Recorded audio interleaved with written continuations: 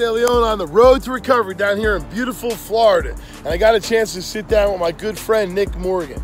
Crush the Epidemic is what he began, an incredible social media reach out, and he's reaching out and helping many people. Comprehensive wellness centers, an incredible program that's doing the continuum of care, continuum of recovery, and Nick is working hard to help people change their lives.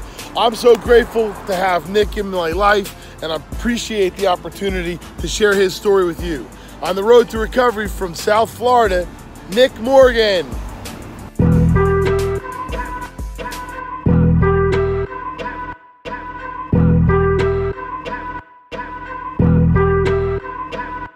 All right, my name's Nick Morgan. I'm a person in long-term recovery from drug and alcohol abuse.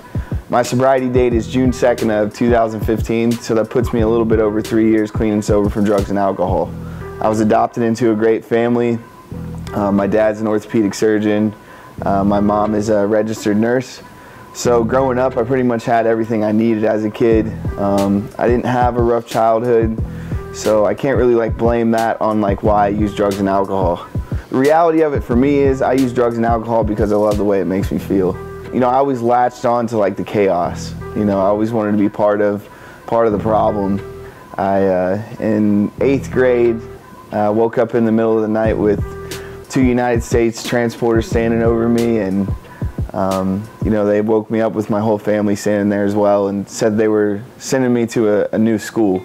A couple minutes before we arrived at this new school, they handed me a couple letters from my parents, one from my mom, one from my dad, and my dad said, I'll never forget this line, it said, "You might not understand the stipulations of boot camp yet, but you will."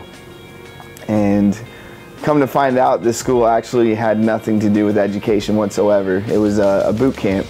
We pulled into the boot camp, and you know, you had the sand pit there, the drill sergeants met me at the door, and I stepped out of the vehicle. And they told me that I wasn't supposed to step out of the vehicle unless I was told to, and they slammed me on my face. And that was the start to 11 months I was at this facility.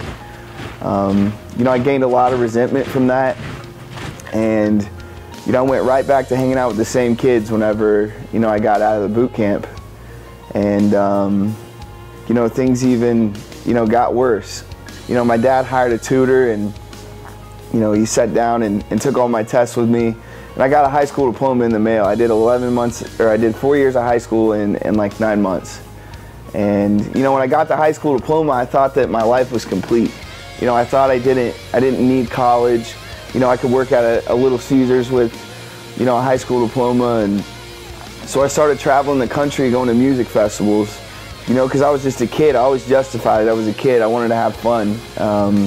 When everybody else stopped and went to college, and you know, the summer was over and they went back to their jobs, I kept partying. I remember the first time someone gave me a Vicodin. You know, I felt like I had met God. You know, I could do anything, I felt like. And you know, the Vicodins went from Vicodin to Percocets. I mean, the term, you know, one is too many and 1,000's never enough was very apparent in my life. It went from Vicodins to Percocets to morphines to, you know, fentanyl patches to whatever I could get my hands on opiate-wise. And I tried moving away from where I was from because my best friend and I had realized that we had a problem. I didn't know how to stop, and I tried doing it on my own, and I couldn't get it. So we got kicked out of where we were staying when we moved away. We're returning back to Southern Illinois because we didn't have anywhere to stay up in Northern Illinois. And my best friend started hanging out with the people that were IVing drugs. And you know, I'd been living at his grandparents with him off and on. And on July 4th of 2014, I went out to his grandparents' house, and you know, he wasn't there. I'd been calling him the whole night. You know, while I was there, 2 police officers came to the door and asked if he had lived there, and I said yes, and they said he had passed away due to a heroin overdose. You know, I lost my best friend, that person that I told everything to, that person that always, you know, ran with me and agreed to my horrible ideas. He died from shooting heroin. And I'd never used a needle before. And this is the insanity of my addiction, is I start shooting heroin after he passes away. Contemplating suicide every day. In and out of motel rooms and sleeping on friends' couches because my parents didn't want nothing to do with me anymore. You know, in November of 2014, his mom came to me, my mom came to me and asked me to get some help.